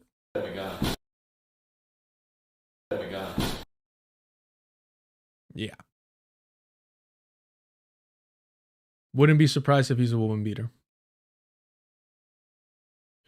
All right, let's cover this. This was all right. Let's lock in. Let's lock in because I'm a little bit. So while nurses are getting arrested, this is what Mamdani is doing. Is a shark. That's honestly such a good one. Yes. Is a goat. Oh, and a goat. Thank you all for your answer. This is why liberals are more effective. This is why liberals are more effective. No, I marched with him. Oh, no, I marched with him. No, it's fine. I marched with him. It's cool. Now, let's see.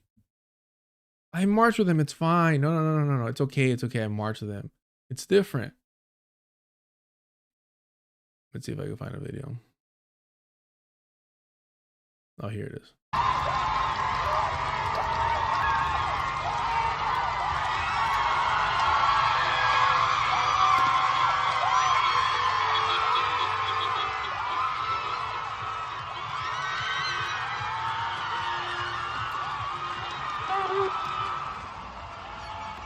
Mind you,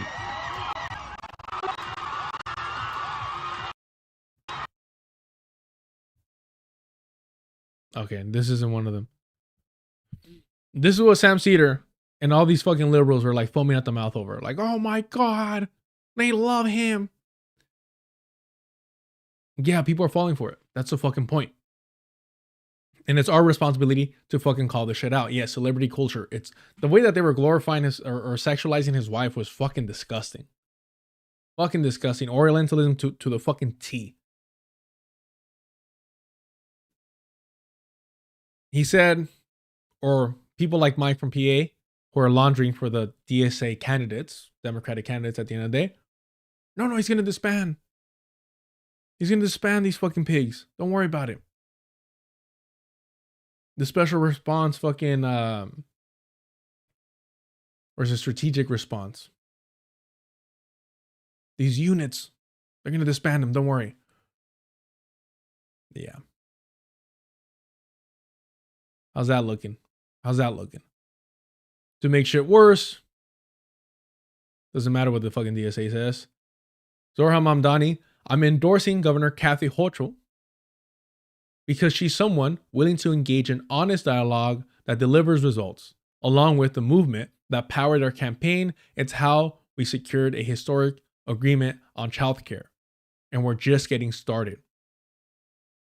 Are you now, motherfucker? Huh.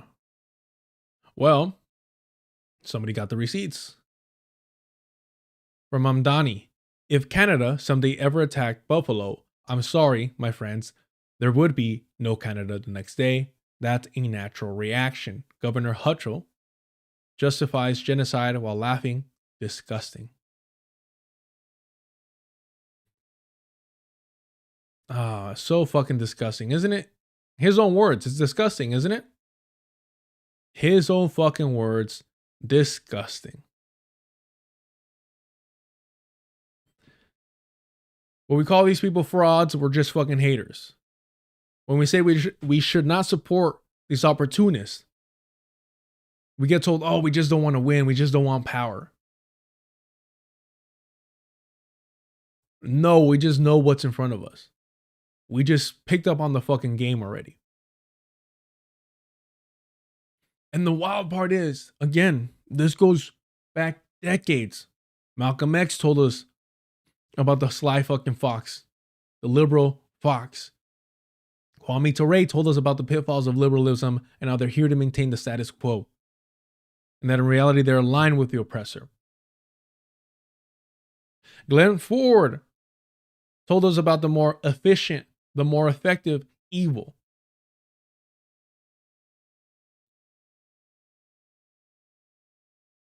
But you know, we're just radicals, we're just tankies, we're just commies, we're just Marxists, we're just all this shit. All the fucking red smears. With their own fucking words, it's not enough. Their own fucking words, and it's not enough. Governor Hochul justifying genocide while laughing, disgusting. Genocide's fine. We got healthcare for children. We got childcare. Not even healthcare, childcare. Because American kids, New York City kids, their lives are more valuable than Palestinian children. In case you didn't fucking know. The NYC DSA, who has no power over Mamdani, who already bent the knee to Mamdani. Twice. With Oche and was it Alejandra? Or am I thinking of it was New York 10, right? Or is it 9?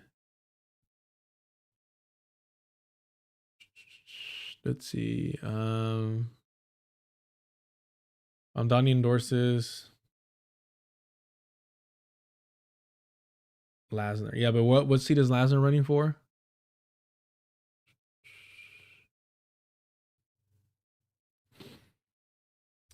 New York's I'm what? afraid of like talking to people I gotta hurry up. who are outside of my race. Was it Cabana?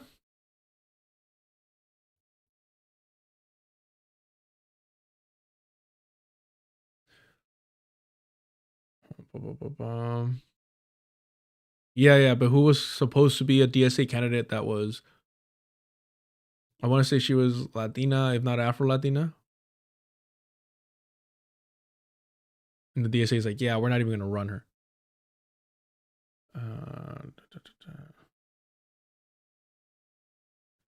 Who remembers? Lasner, DSA opponent.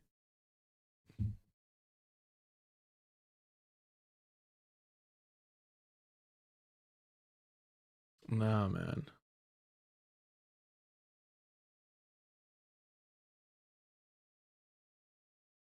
What was her name? Yeah, fucking A. I want to give her credit. I want to give her credit.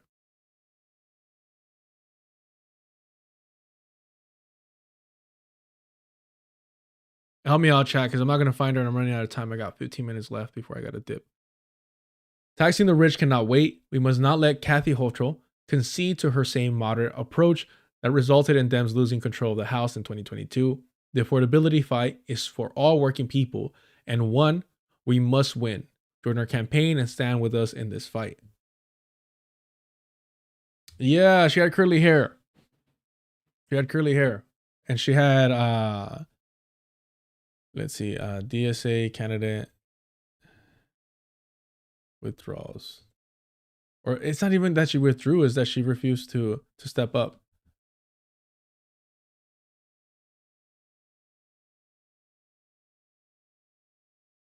That's funny. Bruh, it's for, all right, I'm getting caught up on this. Doesn't matter. It's for Lasner's seat. Same race that he was running in. Let's see. NYC DSA does not believe that Governor Kathy Hochul has risen to meet this moment in which working people face unprecedented threats. As governor, she has consistently sided with her billionaire donors while offering working class New Yorkers crumbs, and in a moment of historic threat to working people, the governor has no answer in this year's budget for the millions who will lose healthcare and SNAP benefits in the years to come. Mayor Mamdani has been clear that the governor must tax the rich. We will work to make sure she meets that demand, and so will thousands of New Yorkers who have continued to knock doors, meet with legislators, and call their neighbors. And it's why thousands of New Yorkers are going to Albany on the 25th to demand a state budget that delivers for working class New Yorkers. District 38. Thank you.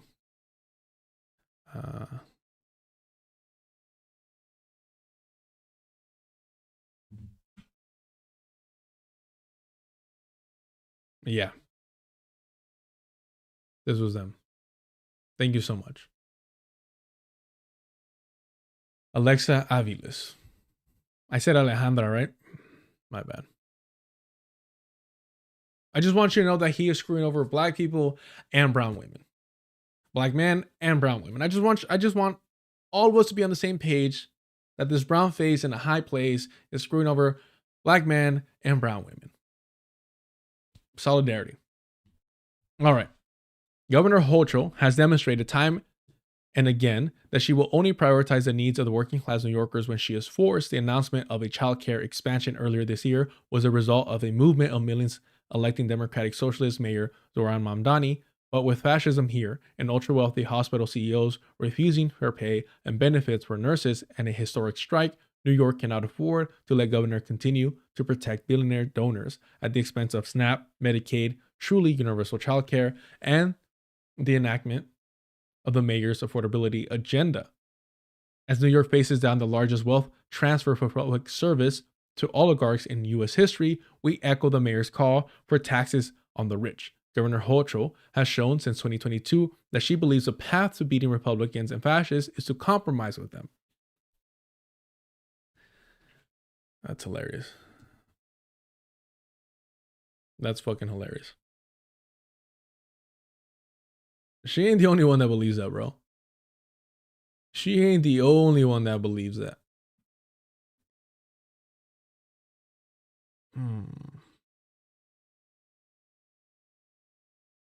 Ain't the only one.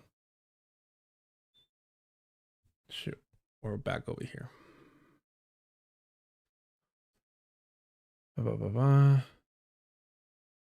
Keeping her donors happy and letting the working class take on the mounting cost. Zohran's election proves that New Yorkers are no longer satisfied with this kind of she's satisfied Mamdani kind of leadership and are ready to demand a vision of government for working people. We are committed to fighting to make the affordability agenda a reality, and we will work with the mayoral administration and Democratic Socialists in the city and state legislature to win taxes on the rich and a state budget that delivers for working class New Yorkers. So this is basically announcing that they're not going to be running a DSA candidate against her, right? Like all these words, all these fucking letters being used up to create words, all these sentences used to make a paragraph, all these paragraphs used to make a statement, all a fucking waste to simply say we're not going to run anyone against Kathy Hochul. Because of what? Because Mamdani already endorsed her. That's beautiful. That's great. That is power. That is movement building from the ground up. You love to see this shit. Oh, man. It is fucking disgusting. And this is what I'm saying. DSA, look, if they're the closest thing to you, join them. Get some experience. I'm never going to tell you not to. I'm not doing that here. Gain some experience. Learn how to organize. Make mistakes there. Make contacts. Find out who's really about it. And that's all you got, for sure. Organize with eyes wide open, going forward. All right? With that in mind, the DSA is not a political party. The DSA is a political organization meant to feed the Democratic Party with new faces for the younger generation to continue voting for the Democratic Party. It's there to uphold the two-party system, not to challenge it. It's there to normalize the atrocities by the Democratic Party, not to challenge them, not to stop them. The DSA, as an organization, cannot hold Mamdani accountable. Mamdani, just like Alejandra Ocasio-Cortez, is too powerful, and the DSA need them way too much. There's a reason why the national DSA unendorsed Alejandra Ocasio-Cortez because of her Zionism or allegiance to Zionism, while the local DSA is still fucking with her. 10 minutes to speed run this. I appreciate y'all for hanging out. Zohran's endorsement of Hochul isn't pragmatic, it's self-defeating. Let's check this out from the call. This is Oren Schweitzer. Interesting. On November 4th, 2025, I spent nearly 8 hours, 100 feet outside of a polling location in, was it Stuyvesant Heights? Whoa, sounds fancy, sounds rich. Stuyvesant Heights, Brooklyn, reminding passerbys to vote for Zohran Mamdani. Thousands of other New Yorkers had the same conversation throughout the city. Politicians are all the same, they reminded us. What good is just one vote? Nothing ever changes.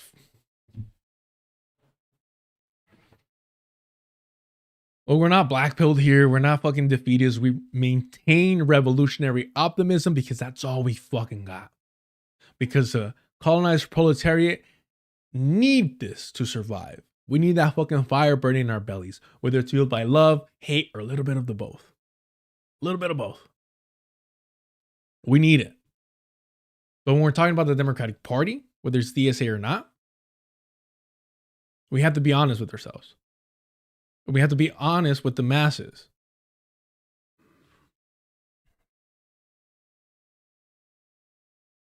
We made the case that Zohran was different. He didn't take corporate money. They love that fucking pitch. In fact, the ultra rich were spending against him. What's Soros' kid's name? I don't know. He wasn't. The younger Soros. To those who ask why their one vote mattered, Zohran was going to win, but we needed to run up the score to send a decisive message to Albany and Kathy Hochul that if she didn't get with the program and raise taxes on the rich, we'd come for her seat next. Not quite, but okay.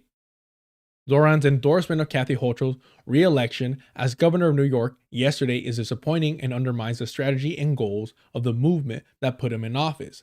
By endorsing her, he also failed nurses on strike at Mount Sinai, Montefiore, and New York Presbyterian, providing Hochul cover for the anti-labor executive orders that threaten the entire labor movement. Here's my thing.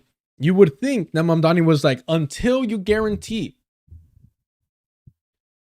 that you're going to support the nurses at the very least, I cannot endorse you. So by endorsing her before that resolution, I don't give a fuck who he's marching with, because his pigs are arresting nurses, striking, doing what pigs are meant to do, oppress the working class, keep us in check. That's what they're here for. Don't ever mistake that shit. So I don't care who he marches with. And if the majority report doesn't make a clip, I don't give a shit if it's on stream, a clip the same way they did for Mamdani when he was out there marching with the nurses, about his pigs arresting them, about him refusing to get a guarantee that Hochul was going to provide them with everything that they wanted. For his endorsement, just further evidence that they're fucking DNC hacks. Why do you think Mike from PA is real fucking quiet right now? Mass struggle or insider deals. In Zohran's endorsement of Hochul, he gives her credit for a recent win with our movement. Yeah, that's crazy. He gives her credit for a recent win that our movement had to force. Hochul's commitment to help pay for re-universalization of NYC's pre-K and 3K, fund Zohran's signature 2K program for 2 years, expand childcare vouchers, and pilot universal pre-K statewide. In his endorsement, op-ed published in The Nation, Zohran opens, the era of empty promises ends. Wow. Shameless.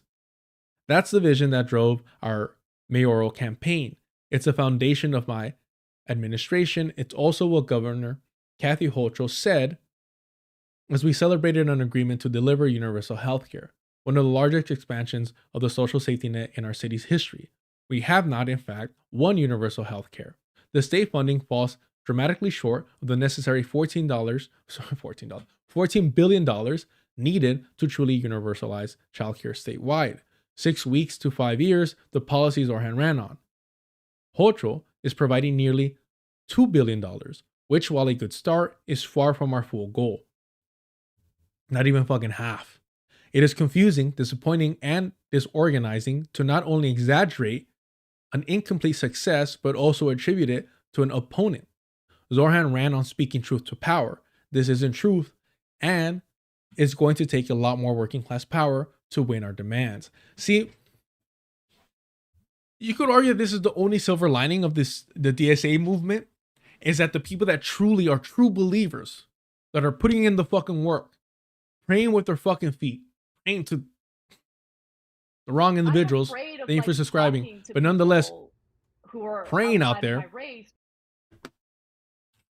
These are the individuals taking fucking notes. These are the individuals reading platforms. These are individuals that are staying up to fucking date. And guess what? They're the first ones to become disillusioned because they're following the fucking breadcrumbs. The very same thing that made them such effective organizers. These are the contributors that you want on your fucking team, on your campaign. Those very same things, those very same characteristics, attributes, and pursuit of knowledge that made them say, hey, we need to change the Democratic Party.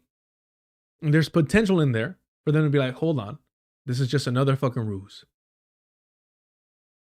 And that's why, no matter how small, we need to organize a Marxist-Leninist vanguard party that sees settler colonialism as a primary contradiction.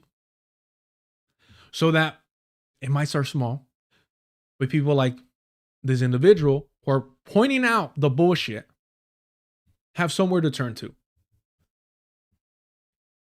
The NYC DSA in our time have re-engaged Zohran's volunteers and supporters to build the movement to tax the rich and fund universal healthcare. These canvases have taken place in sub-freezing temperatures with, damn bro. Like, we could poke fun, make fun of, dismiss, whatever, but they're out there for the wrong reasons, for the wrong cause, for the wrong people. But what I'm getting at is they're out there. They got that fire too. It's just that fire is in the wrong temperature, wrong fucking direction. With everyday New Yorkers engaging their neighbors to take political action, pressuring their representatives and Hochul to tax the rich, which she continues to oppose. By singing Hochul's praises, Zohran is failing to use his bully pulpit to mobilize supporters to these efforts and wage public pressure against her opposition. And that's the thing. He's literally proactively misguiding people and claiming that they already won. So what does that do? It makes people docile. It makes people relax. It dims that fucking flame. Because they're like, oh, we did enough. Victory. See, Matthew says Zohran fucked up big time by endorsing Hochul. There's no way of holding him accountable. There's no way. This should be an immediate, unendorsement by the DSA. They can't do that. They can't afford to do that.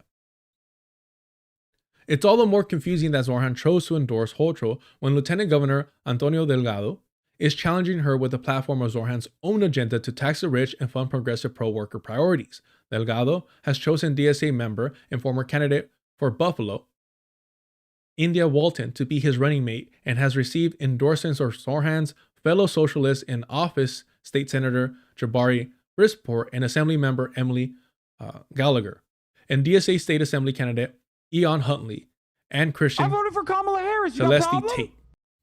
Thank you for the super chat. Let me wrap this up right here. They endorse Delgado on the theory that, one, he will be a stronger partner to win or prioritize, and two, the stronger his campaign, the more pressure Hochul will feel to concede to our demands to staff off her left-wing challenger. Zohran, on the other hand, has wagered that his personal relationship with her is a stronger path towards achieving his agenda. It's a bad bet. Oh, it's literally careerism and self-preservation versus the party line, versus the party's goals, or the organization goals in this case with DSA. This is fucking disgusting. I didn't even know. Wow. I didn't know it was that bad. Ace, Mamdani's mom, she is in the Epstein files. I just don't know to what degree. His dad came to America on CIA airlift like Obama's dad. Legacy of brown faces in high places, connecting the dots. You're not fucking wrong. You're not wrong there. It is fucking weird. It does make you feel like a fucking conspiracy loon. I get that. But also understand that even though I don't really fully engage with that type of, I just don't have the knowledge for it. And I feel like it can be distracting. And I need to wrap this up quick. Yeah, I'm supposed to be leaving you, I know, but I want to finish this article. It's really fucking good. Thank you for the super chat and the support. And reminding me that I'm always running late to everything. So with that in mind, these individuals who we see in high places and power, they don't come from nowhere. To what degree they're groomed and chosen, it was an argument that I'm down to have, I guess. Not that it really matters, but don't put it past these individuals to, to have plans ahead of time. Why do you think the beast kicks our asses every single time? Because they're better organized and they're planning ahead.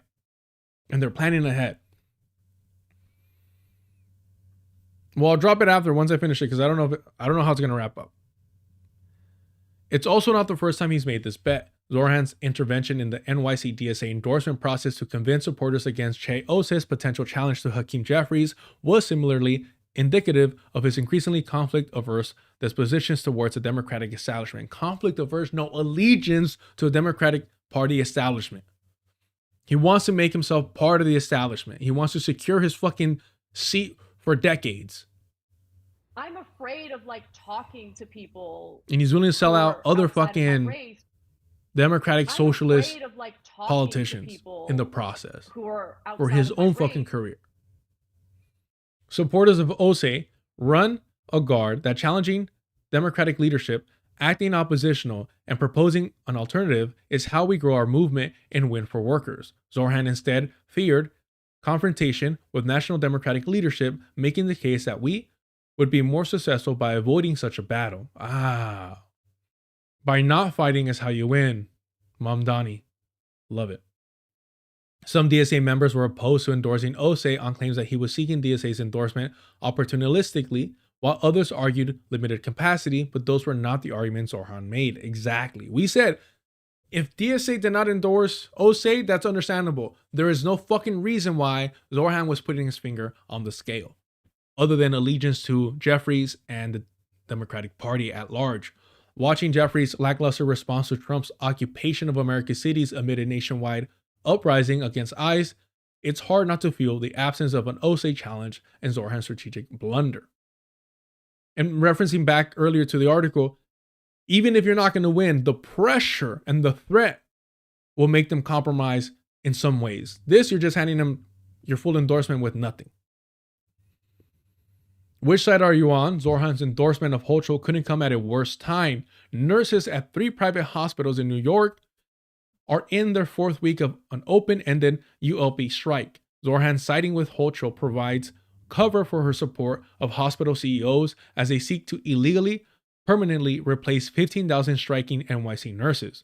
The central demand of this historic strike, the largest nurses strike in New York history. Just like Biden is being praised by all these fucking liberals that, oh, he's the most progressive, most pro-fucking worker president we've had in decades. Remember, Biden crushed what would have been the most impactful.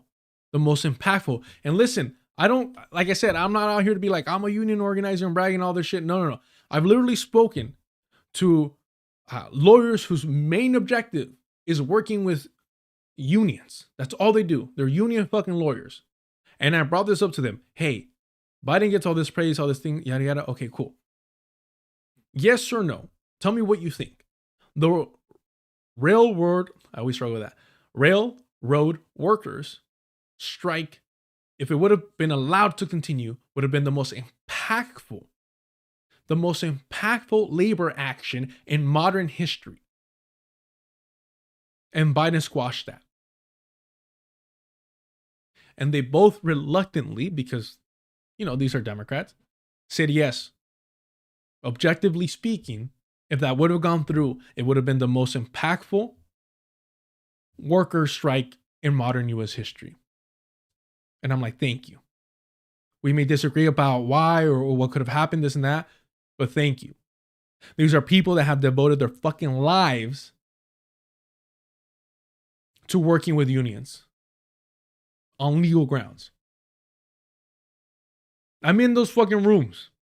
I need to do more, but I'm in those fucking rooms. And that's where my head's at. And believe it or not, I try to behave when I'm in there. Where are we? Yes, the largest nurses strike in NYC history are to enforce safe nurse to patient staffing ratios and protect nurses from violence at work. They sound like a bunch of fucking crybabies to me. Nurses are out on the line during an unprecedented cold spell in New York, making their resilience all the more heroic. Jesus. The hospitals, however, have held out largely thanks to Hochul's support. Hochul's executive order, EO 56, signed days before the nurses walked out.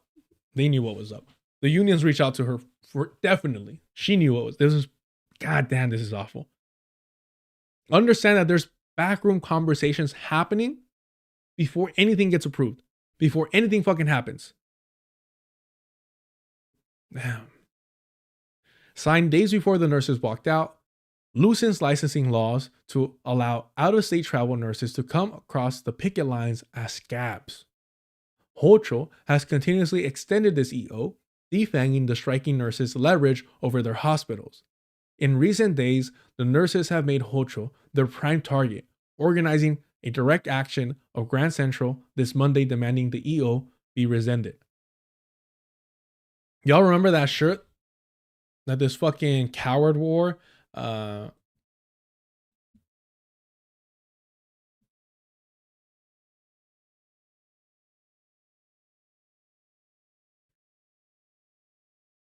Remember the United Auto Workers asked of Biden for a ceasefire?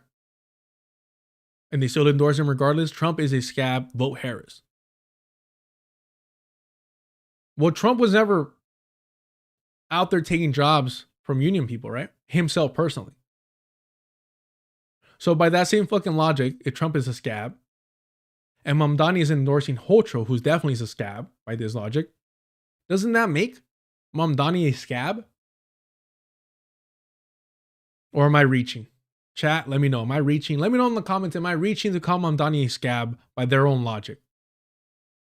Hospital executives say they will permanently replace striking nurses, a shocking and massive violation of federal labor law. You see how the Democratic Party aids and abets corporate power, especially when they have the fascist, rabid Republican Party at the helm to hide behind? Because we know that, fucking Sam Cedar and all these people love to talk about, Jesus, you blanked out the name on it. The Labor Board. They love to talk about that shit. And here we see Democratic politicians taking advantage of Trump dismantling that, weakening it, knowing that, hey, if I play my role and allow these scabs to come in, if I don't apply any pressure to these corporate powers, they could break fucking federal laws because the feds are not going to hold them accountable. The longer EO 56 is in place, the more time out-of-state scabs have to receive New York credentials and be hired as permanent replacements. This struggle is life or death for 15,000 nurses, hundreds of thousands, if not millions, of NYC patients and every single worker in the United States. If Hochul succeeds in crushing the nurses' strike, it will send a chilling message to labor nationally. If you strike, you will lose your job. It will set a dangerous precedent and provide a model for employers everywhere.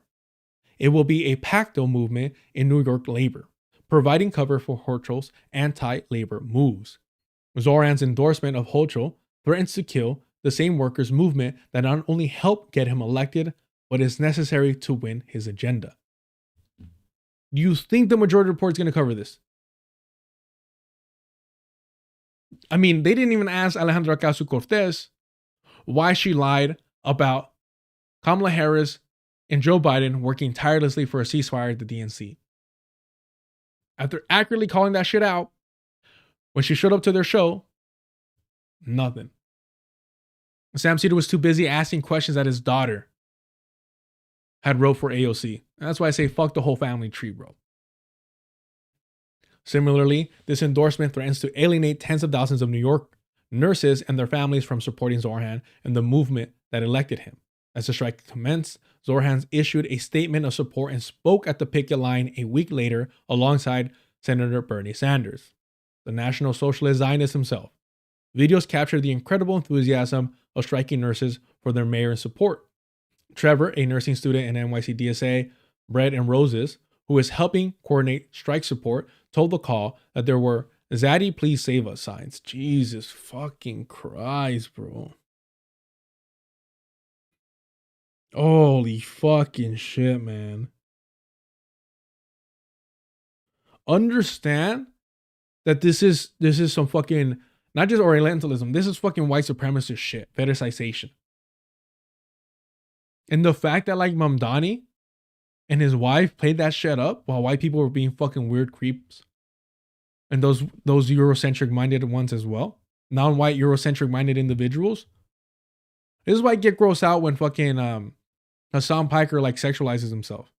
I'm like, bro, you're just, I get it, you're white, but you're also a little exotic to them. This is feeding Orientalism. You're not helping anyone out. You're fucking fetishizing yourself. Because you're a fucking degenerate pervert that wants women to send like unsolicited Snapchats to you so you could show off to your friends. It's all fucking connected. It's fucking disgusting, bro. If anybody sends you anything unsolicited, even if it's like the creepy way that Hassan does it, report them. What the fuck? Report them. It's fucking weird. Jesus fucking Christ.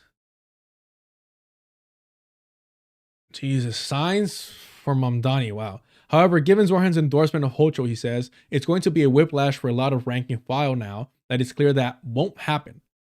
Trevor laments that the timing of this could not be more embarrassing to our movement. Zohran is in every ad for DSA on Instagram. I don't know how. I can proudly tell nurses on the line I'm a DSA member. In the labor movement, we have a saying. Which side are you on? Zohran chose wrong, and now DSA is on the hook. Fucking A, man. I appreciate y'all. I ran a little bit late. I'm going to fucking rush to this dentist appointment. Thank you all so much for the support. Fuck Ryan Graham. Fuck Zohran Mamdani. Fuck Hochul. Support and solidarity with all the unionized, working, striking nurses at NYC. I can't imagine how fucking cold it is and the work that they're doing. I hope they don't fall for the DSA fucking bullshit again. And it's our job to organize, to provide a true vanguard party that is in true solidarity with and part of the working class. That is on all of us. That is on all of us. Let's not be lazy. Let's not take easy victories. That's on all of us. While DSA fails, we should be organizing something better for the working class people that we're a part of.